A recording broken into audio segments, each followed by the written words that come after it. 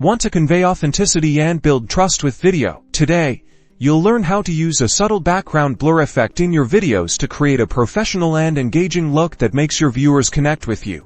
First, import your video clip into your preferred video editing software. This technique works well with videos that have a clear subject, like a person speaking. Next, duplicate the video clip. This allows you to apply effects without affecting the original footage. Next, create a mask or a selection around your subject. This step isolates the subject from the background. With the selection completed, on the bottom video track, apply a Gaussian blur effect to the background. Adjust the blur intensity to achieve a desired level of depth of field. Now your subject is in sharp focus while the background is softly blurred, creating a professional look video. Congratulations, you've successfully added a visually appealing blur effect that draws the viewer's eye and enhances the subject's focus. With this technique, you can add real interest and build a bigger connection with your audience.